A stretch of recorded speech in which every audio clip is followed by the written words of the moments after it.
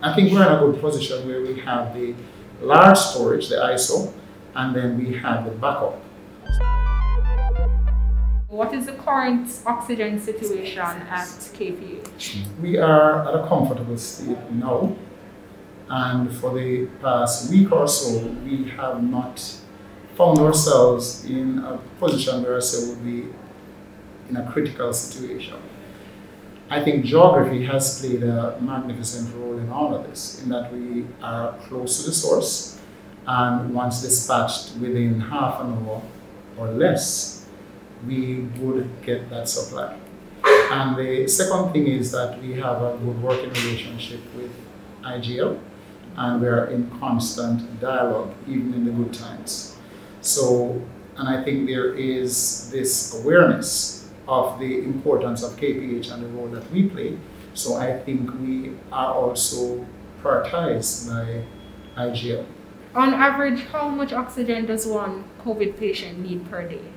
It depends.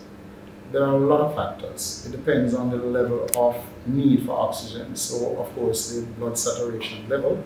So there's a high flow which is about 60 I think per minute, which is a whole lot. So if a patient is on high flow, it doesn't take long for a large cylinder to be out. So one can understand it's pretty much turning on, say, 3 of your burners at home, your gas burners, light them and leave them there. It is more than that, where there's a constant flow. So there's a lot of waste also, because one can appreciate that the patient will not absorb all of that oxygen. Right?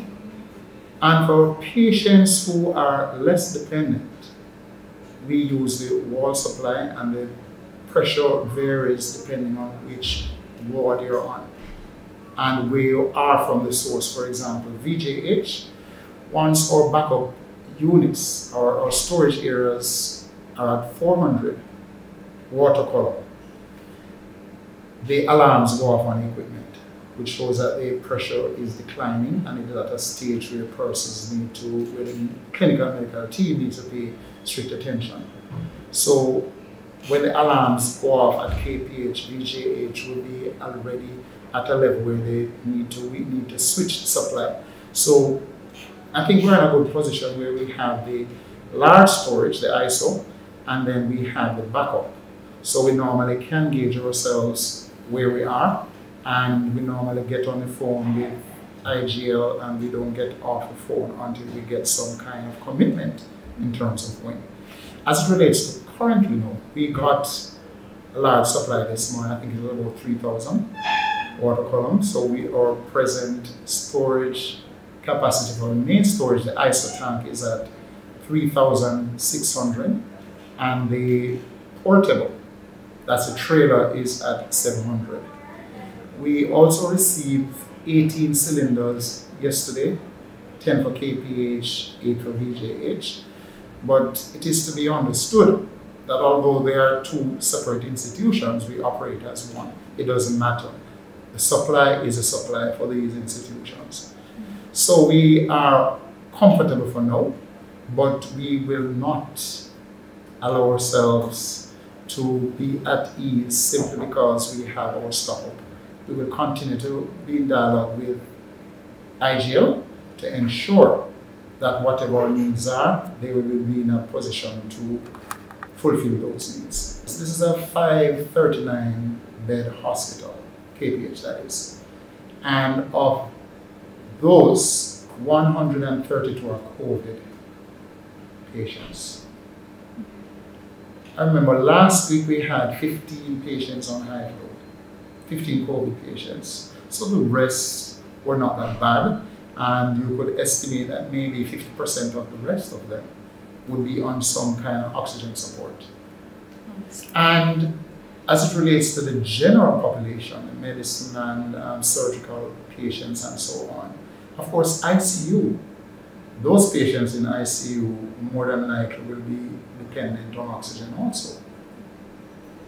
The step-down ward at St. Joseph, that's for patients who are not very bad and not in need of critical care, and who for the most part can assist themselves in bathing and feeding.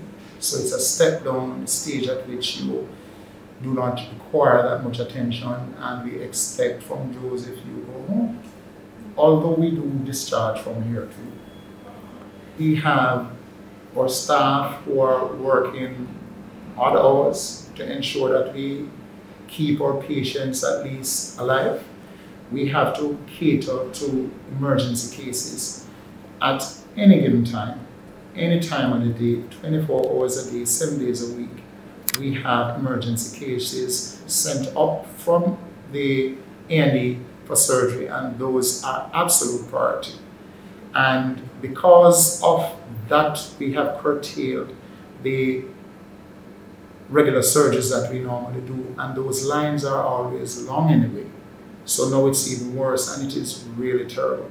So how do we get out of this? Or where will we, when will we reach a stage where we will be comfortable? I'm not sure. This depends a lot on the number of COVID cases.